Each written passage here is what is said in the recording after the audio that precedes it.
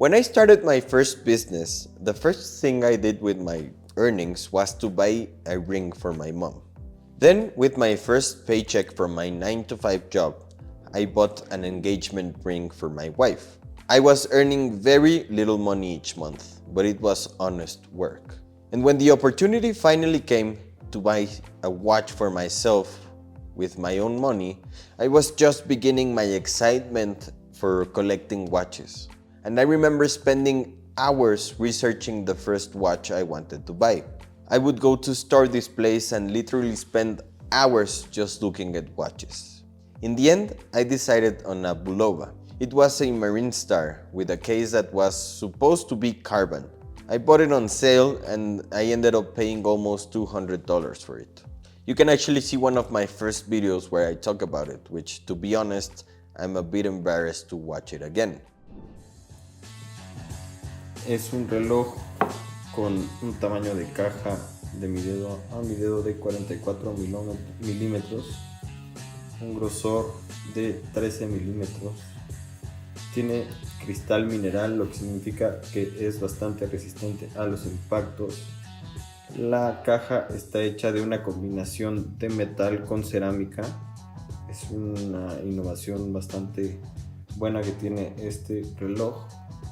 Tiene una resistencia al agua de 100 metros. Además, es cronógrafo. This watch meant a lot to me because it represented a significant expense, but also it symbolized the effort from hard work. I remember loving that watch. Every time I saw it, it was wonderful because I had bought it myself with my own effort and without anyone's help. Sometime later, I got my first Rolex. I don't know why so many successful people always remember the date they bought their first Rolex, often remembering it more than even the birth of their children. Amigos, en el video de hoy les voy a platicar la razón por la cual escogí este Rolex 6094 para celebrar que le gané al cáncer. Rolex es sin duda una de las marcas más conocidas del mundo, si no es que la más conocida del mundo.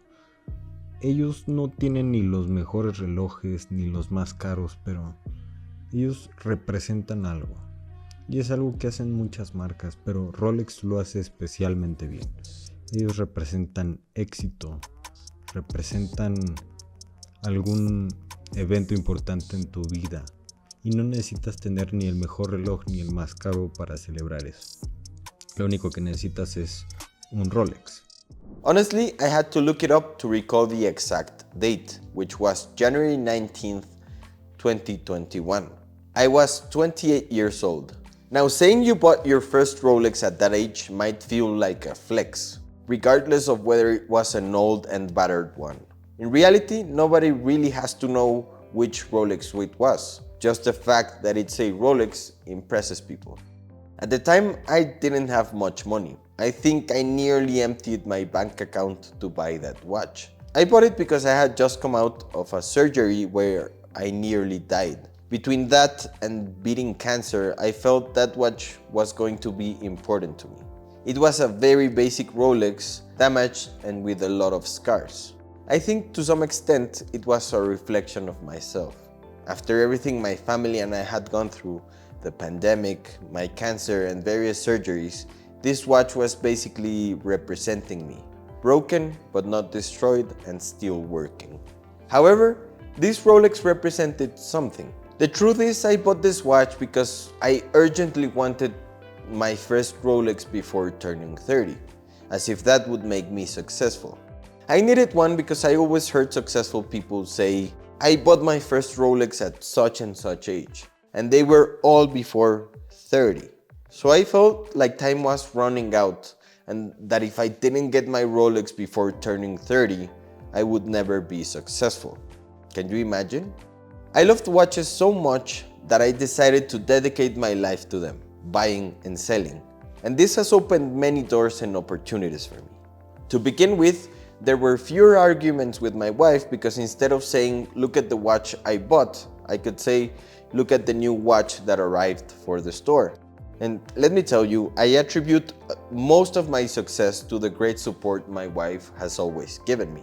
But getting back to the point, What I love most about what I do are two things. First, the people I met who have become some of my best friends. And second, to have the opportunity to literally own thousands of watches each year and enjoy pieces I might have never dreamed of.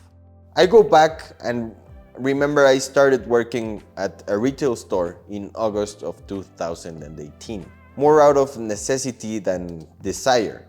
If you had told that 24-year-old George where I would be today, I think it would be hard to believe.